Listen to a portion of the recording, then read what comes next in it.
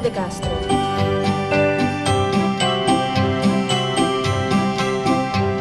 Pwedeng bida,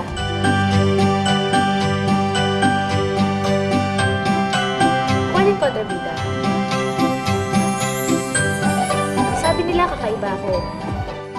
Weirdo at may sariling mundo. Pero ang totoo, sumusunod lang ako sa himig na gusto ko. Sundan niyo ang buhay ko sa likod ng camera dito sa Follow That Star.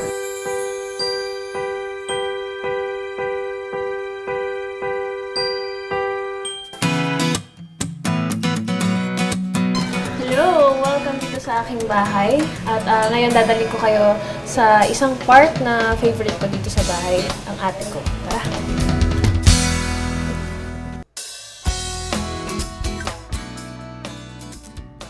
Nandun halos lahat ng mga collections ko. Tapos yung mga paborito kong bagay, nandun lahat. Yung mga books ko, mga CDs, doon ako nanonood, yung Haven ko, lahat-lahat na nandun. Nakikita mo may drums, pero hindi talaga ako nagda-drums. Binili ko lang to kasi nung Biritera, ang role ko ay isang drummer. So, gusto kong mag-practice. Tapos, eventually, gusto ko rin to talagang gawin na makumpleto yung mga instruments ko kasi gusto kong magtayo ng recording studio. Konti lang talaga yung, yung knowledge ko sa drums. Pero, wala lang kapag wala akong magawa. Tapos, nakatambay lang ako dito.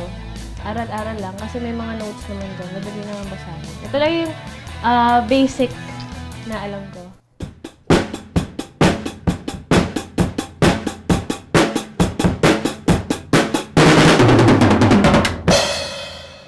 Woo!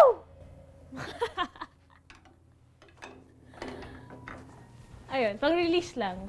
Exercise. Kasi sabi nila kapag daw mahilig kang sumayaw, yung groove daw yung pagda-drums, kuha mo na daw. So para kapag nagda-drums ka, para ka na rin sasayaw. Nandito naman yung gitara ko na mas patanda pa sa akin. Kung nakita nyo, marami na siyang mga scratches. Tapos, luma na talaga siya, pero isa to sa mga pinahahalagahan kong bagay dito dahil pamana to sa akin ng tatay ko. Ito yung first guitar ko at saka dito ako unang natuto ng mga songs na gusto ko. Minsan pag wala akong magawa, nagbabalance-balance ako dyan. Dito, ayan. Exercise na rin to. Tapos kung gusto mong matuto mag-surf, ayan.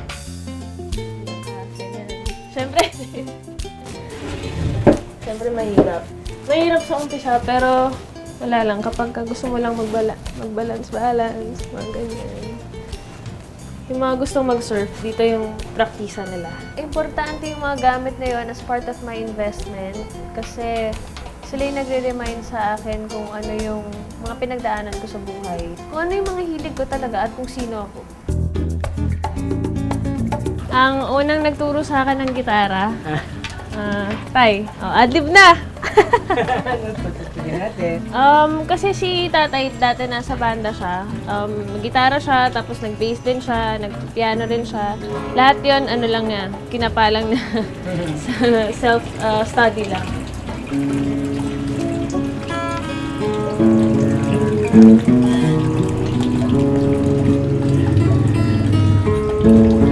Parang nagkaroon ako ng interest na tumugtog ng gitara kasi yung tatay ko at nanay ko were in the band before. Tapos meron silang mga instrumento sa bahay na hindi nagagamit. So parang nagkaroon ako ng interest na ano kaya kung gamitin ko. Tapos may mga songs ako na gusto kong i-play sa gitara. Tapos si tatay ko yung nagturo sa akin. Minsan kapag dito ako sa bahay, most of the time dito ako nakakagawa ng mga songs eh. Ito yung isa sa mga nagawa ko.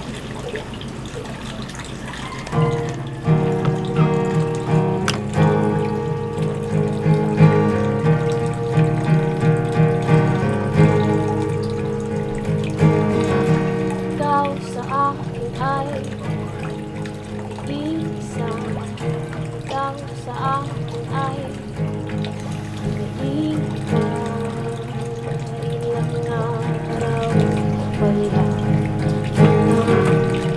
Proud ako sa kanya dahil nakita ko sa kanya yung bang hilig ko sa music. Basta yun, nasasabi ko lagi sa kanya, sa pag-aartista niya, huwag siya maging suplada sa mga tao kasi yun yung magdadala sa kanya sa pagsikat niya. Ay, kayo naman dito. Kayo naman dito. Ay, ito talagang partner. Love team. Dito na lang ako. Fun!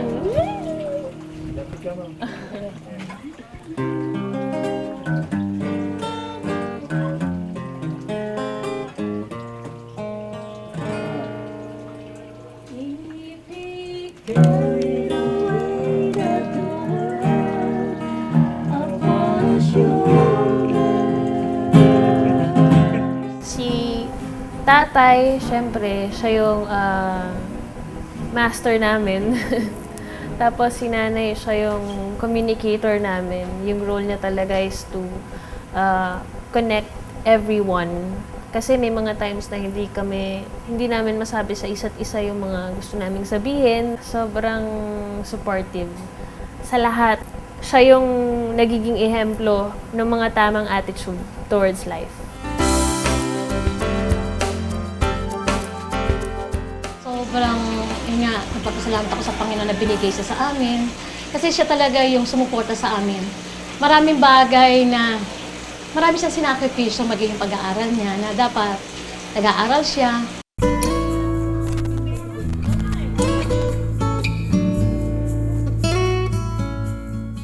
Nandito, ngayon ang aking ang aking Tito Edek.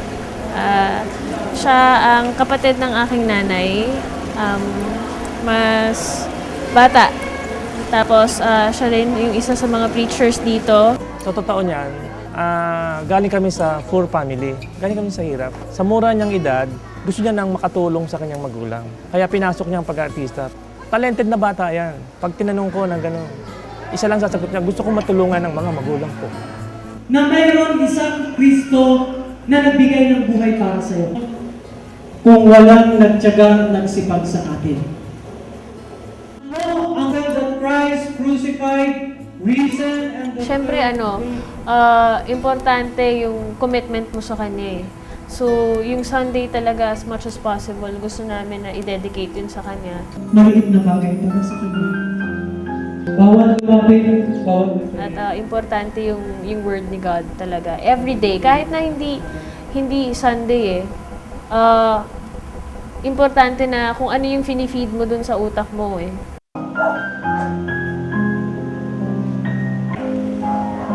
Nagpapasalamat ako dahil kung hindi pinarana sa akin din ni Lord yung hirap at yung, kumbaga, yung gapang, yung unti-unting pag-abot dun sa kung ano man yung gusto ko at kung nasan ako ngayon, kailangan pahalagahan mo lahat ng mga blessings na binibigay na sa'yo. Salamat po, Panginoon. Salamat na marami.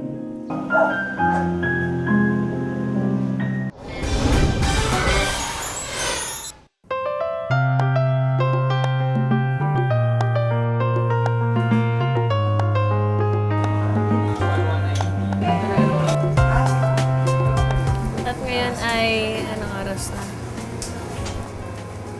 11:35. Kukunan na namin yung first eksena ko dito bilang Heidi at hindi pa ako glamorosa dito. Bata pa lang kami nito. So, nasa 18? 18 pa lang kami dito. So, hindi na pa makikita yung glamorosang Heidi. Pero, maldita na siya dito.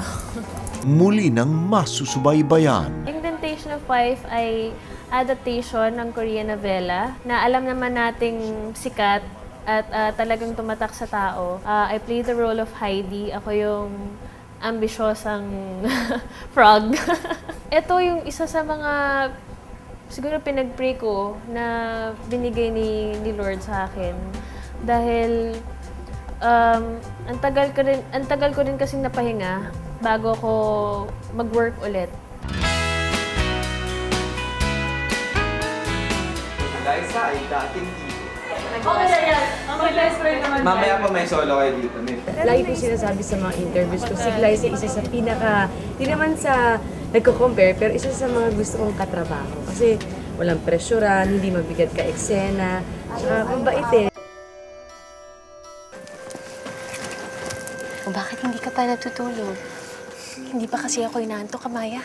Pero mas nagkaroon kami ng bonding ni Glyce at time ng Amaya, na hanggang ngayon hindi nawawala yung tawagan naming Bai, na ang ibig sabihin prinsesa. Nay, tay. Relax muna tayo. Ano? Nay, sorry po. So sa mga artista talaga na hinahangaan ko, hindi lang dahil magaling siya at maganda siya, pero dahil napaka-professional niya. And I think yun din yung isa sa mga reasons kung bakit siya si Marian Rivera.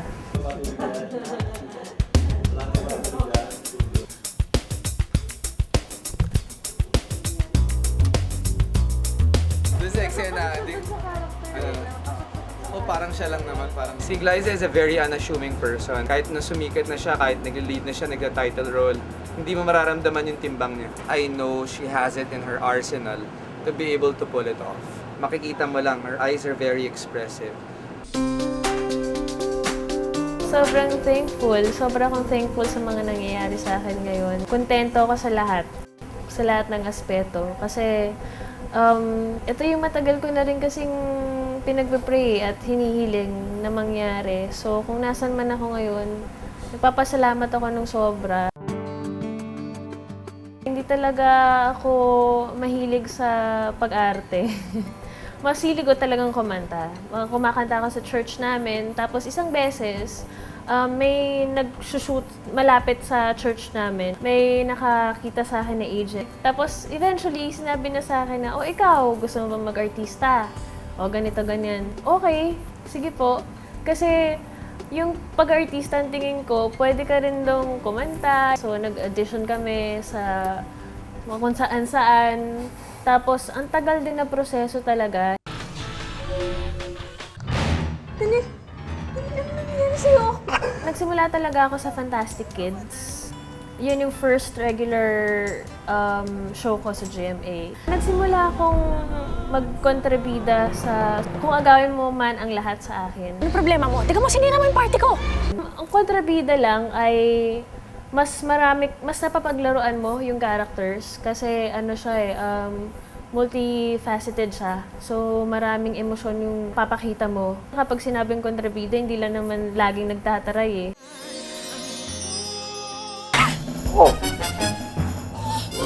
Bakit mo sinapal? Bakit mo ko hinalikan? Masaya maging bida kasi nagiging example siya kung paano yung tamang attitude pagdating sa buhay.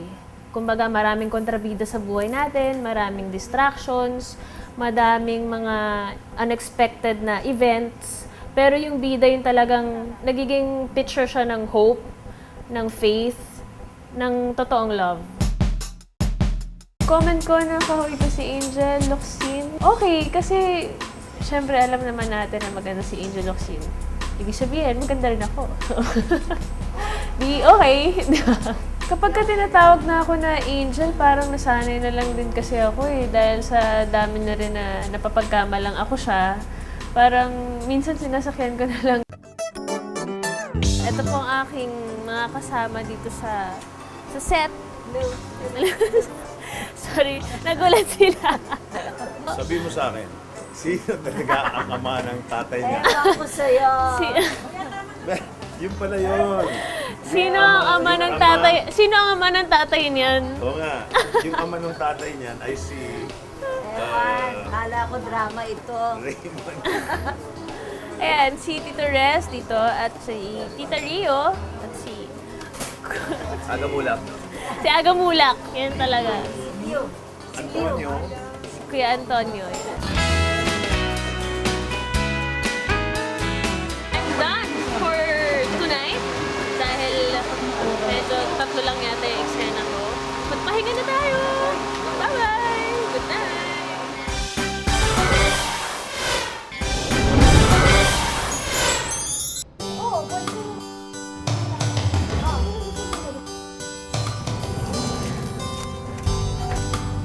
Hello! Ayan, nandito tayo ngayon sa BF Sukat Parañaque kung nasaan nandito ang aking lolo, Lolo Estong. Tara, nagpapahinga siya doon sa loob eh. So, surpresahin natin siya. Hello! Hello, Polo. Kumusta? Mga ano ko. Hello. Ay, naku. May lansaw na siya. Oo naman, para sa inyo. Ayan, ito ang aking lolo. Nung nasa Valenzuela ako, siya yung mas madalas kong kasama sa bahay at siya yung nagturo sa amin ng isang hindi makakalimutang linya sa aming lahat. Hindi lang sa aming magpipinsan, kundi sa buong pamilya namin. Siya yung nagsabi na huwag mong kakalimutan kung saan ka nagsimula. At ang magandang simulain, di ba, Lo? Laging tatandaan. Pinupuntahan ko si Lolo dahil yun yung dapat. Dahil yun din yung responsibility ko bilang apo niya at bilang lumaki ako sa kanya. At madami akong natutunan sa kanya. Huwag natin kalimutan yung mga lessons na tinuro nila. Lalo pa ng bata tayo. Kasi ayun yung magiging guide natin paglaki natin eh. Ito talaga yung favorite naming tambayan dito kapag nagpupunta kami dito sa mga tita ko. Kasi mahangin, tapos yung view, maganda, nakaka-relax. Ako may sabi sa iyo na malayo mararating mo. Diba? Malayo narating mo. Tama naman na sinabi ko. Nandyan pa ba? Nandyan pa ba yung libro niyo? Lo? Buhay pa ba yun? Minahal ang dalagang masalati. Upang gawing hagdan lamang sa matayo kong gati. Kinalingan niya kung ang laman ang kanyang budhi. Ang sumpah at pangakong dali saya. Hanip naman. Kaplaso ha? Akala ko lang nakalimutan niya na. Pasabi na ako na... Eh sa tagal pa naman eh. Kalkulahin nyo. Mag-84 na ako. Isipin nyo sa 80, wala na rin. Pero naalala niyo pa rin, no? Naalala ko lang yan. So, grabing lalim ng mga salita niyo. Yun nga, lagi nga mo, sa'yo man, meron akong pangarap na magandang simulain. Wala man ako ipamamamasan yung kayamanan. Pero Wisdom. Maganda Wisdom ni Lolo. Kahit pa sabihin natin na, okay, matagal nga kami nagsama. Ngayon, na nakikita niya ako na stable na at nakikita niya ako kung saan niya ako gustong makita, di ba? Parang mas maganda kung nandun pa rin yung connection nyo sa isa't isa at nakikita mo pa rin siya ng personal at nakakapag-usap kayo. Kasi iba yung magkasama talaga kayo eh.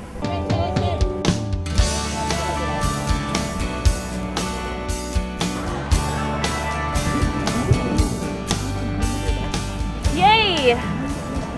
Ayos, nandito na tayo sa Star City. At syempre, kasama ko pa rin ang mga pamangkin ko na nandito sa baba. Oy, tara na, baba na tayo! Tara!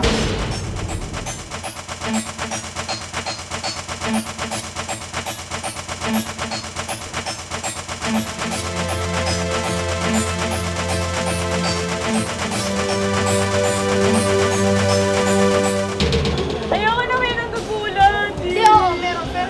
Hindi ako, meron. Bata pa lang ako, medyo, dati madalas kami doon. Every Christmas or kapag ka malapit ng Christmas, yun yung bonding namin na magpipinsan.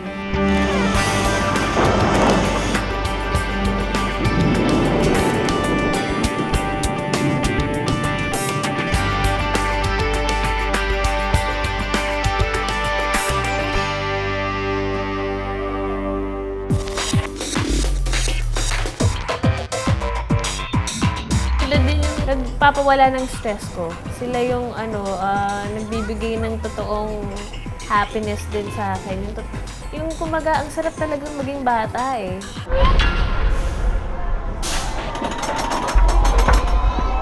Wala akong masabi. Ngayon lang ulit sasakay ng roller coaster. Ito kasi Bakit? okay lang, mabilis lang naman to. Wala pang 10 minutes.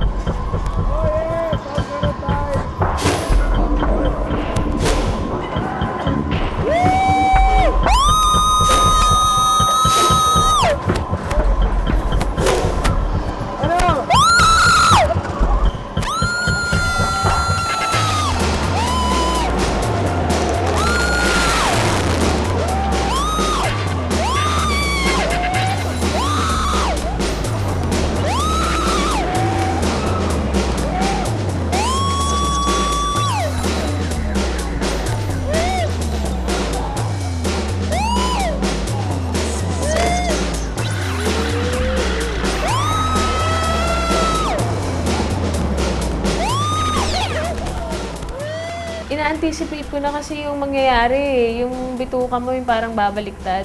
Tapos, yung kapag bababa ka na, tapos bibilis na yung, yung ride, alam mo na eh, riot na yun eh. Nasaan ako? Nasaan ako? Grabe ka, kuya! Grabe, hanggang sa taas, ganun pa rin. Yung bangs ko. Hulas na yung bangs ko. Masaya ako na kasama sila kasi sila yung nagpapakumpleto ng araw mo eh. Kapag masaya sila, totoong masaya sila. Diba? So, pure happiness na yun, yun yung isa sa mga priceless na feeling na nararamdaman ko kapag nakikita ko silang masaya.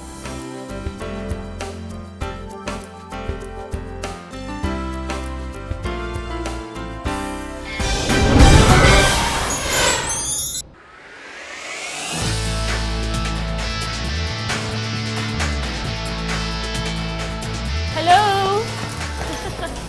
Kamusta kayong lahat? Nandito ako ngayon sa Elorde, sa Don Antonio. At kasama ko ngayon ang aking trainer, si Kuya Ronnie Spider, and he's the man.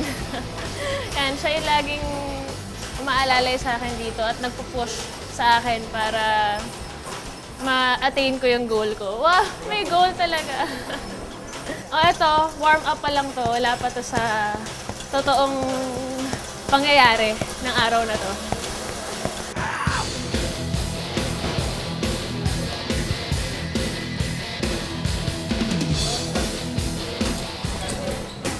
Ito yung isa sa mga exercises talaga na sinusukuan ko eh. Pinapractice niya yung endurance ko, tapos patience din dahil kung tutuusin, mahirap talaga yung sport na to. And kapag napalakas nga yung mga suntok mo, talagang magsusugat yung kamay mo. Okay. Yee! Fight!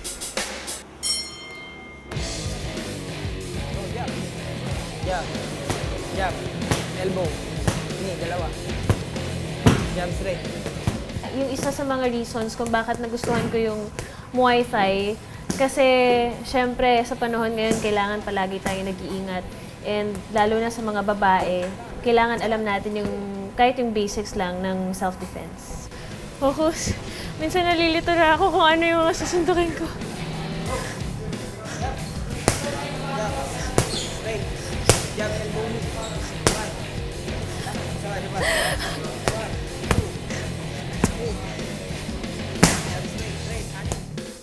Mahigit isang buwan pa lang namin na titrain si Glyza. Pero sa ngayon, yung ginagawa niya, okay naman. Pero mas mabilis lang siya mapagod ngayon. Ang kagandahan lang sa kanya hindi siya nagre-reklamo, ma'am. Kung anong paggawa ko sa kanya, ginagawa niya yun.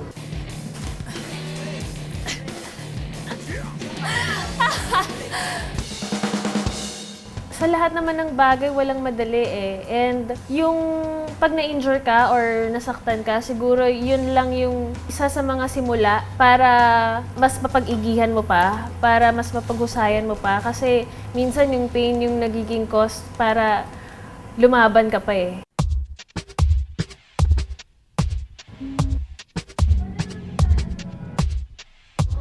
Hello! Nandito ako ngayon sa QTV Music Factory sa Commonwealth para sa aming jam session.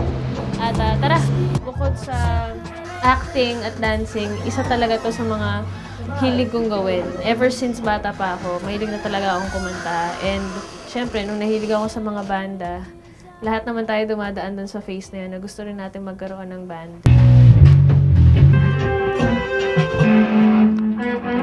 After 1 month, ayan. Nagsama-sama ulit kami ng kagawasan. Si Alvin sa gitara, si Marjo sa bass, Joffre sa drums, at si Bone sa gitara. Returning for the meantime.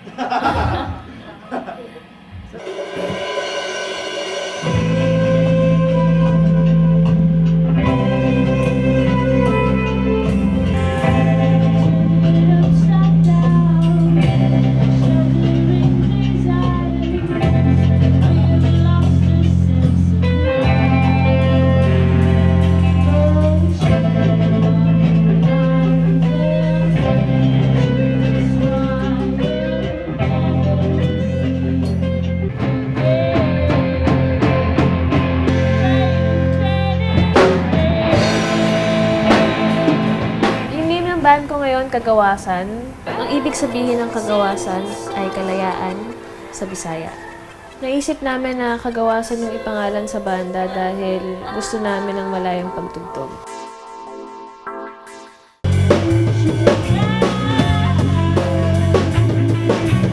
Nagulat ako kasi syempre I'm used to seeing this kind of Glyza sa TV. Tapos nung nakasama ko siya sa project dito, iba ang lalim nung musical vocabulary niya, yung listening niya, yung research niya. Actually, yung magaling sumulat si Glyza. Lyrics tsaka melody line.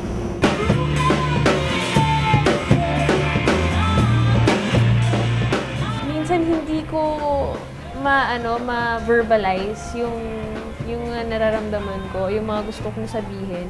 Kumaga, kumo-connect ako sobra sa music kapag yung lyrics nun, sobrang nakarelate ako.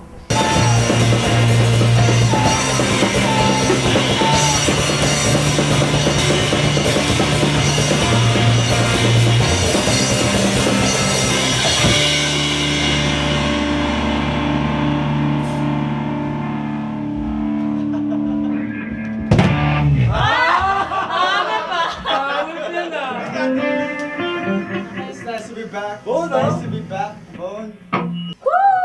Yes! Sarap! Yes! Palakpakan naman natin sa ating